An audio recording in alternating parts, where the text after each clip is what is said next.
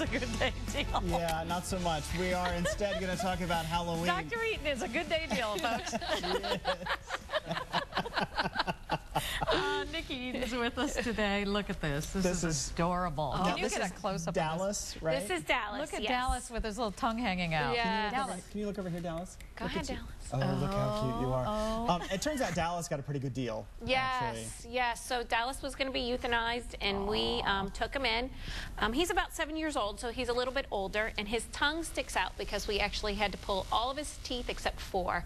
His mouth was so infected. It was really, really bad. So that's kind of why he has a bad haircut, too, because we had to actually shave all around his face and take care of the infections. But he can still eat okay. Oh, yeah, he eats hard food fine. He's very loving. I brought him home last night. Of course, my daughter loved him. He likes to chase the cat a little bit, but besides that, he gets along with other dogs and stuff. So, like, what's he going to do, gum the cat? Yeah, exactly. I think the cat's okay.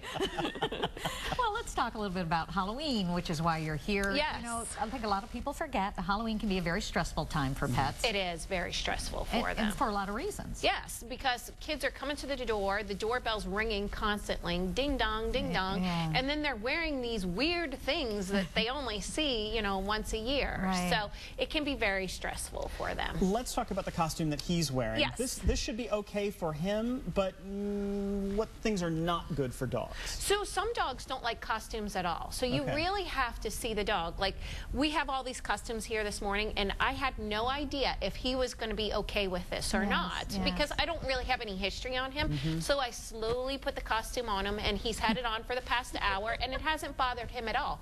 But there are some dogs, cats, whatever you dress up to, that just don't like them. And so don't force the issue on them if they don't do well with it. If they rebel immediately, just let it go. Yes, it's too scary for them. And is there a danger involved in costumes ever with them, too? Yes, so never leave them unattended, because if they try to get it off, and then, I mean, look at this. They can chew that off, you know. I don't want to have to be doing... Dallas. Yeah. So I don't want to have to be doing surgery and things like that. No, absolutely not. This is the time of year when the house is full of candy for at least a few nights, and the kids are going out and bringing it home, and if you leave it in the wrong place, the dog can get into it.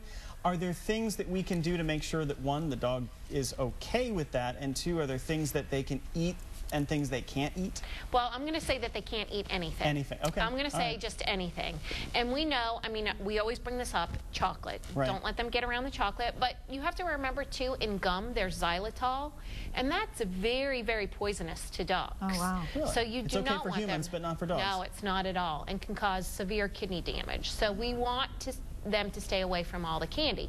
Now, if you want to do something special for them for Halloween, go get lean treats or something like that. You know, something that's okay for the dog to give them. What does it do to them? I mean, if they get into the chocolate, I mean, if they stick a nose down into the kid's bag, and they've done it before, you can stop them. Sure. What do you do? So the best thing to do is call your veterinarian, because a lot of times what we have to do is calculate to see if it's a toxic dose.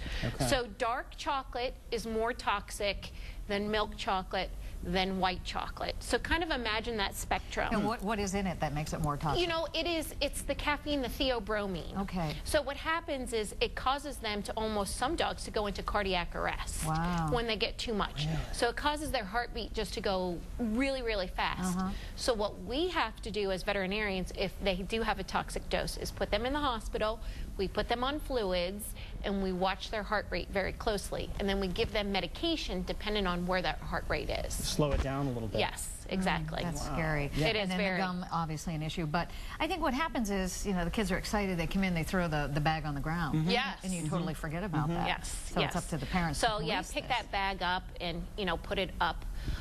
You know, don't even put it on the counters, because it's going to tempt the dogs to jump up on the counters. We always put it on top of the refrigerator. I think my parents taught me that too, because as a kid, you know, if it was on top of the refrigerator, I couldn't reach it either without their help. So, but let's do that so that the dogs can't get into it too. All right, so everybody needs to be safe, and Dallas needs a home. Yes. Oh, let's get Dallas. Where can we get him a home? Cute. We can call the clinic at 888-4050. There is an adoption fee, I always tell people, and the reason why we have an adoption fee is so that we can go ahead and rescue more dogs that need homes. So seriously, so who doesn't want a dog with its little tongue hanging out? I know. He's a very good lap dog. He'll make somebody very, very happy. He's so well behaved. Now I know what I'm going to look like in my future when all my teeth go. That's kind of startling. Thank you, Dr. Eaton. Thank you. As always, we appreciate it. Coming up.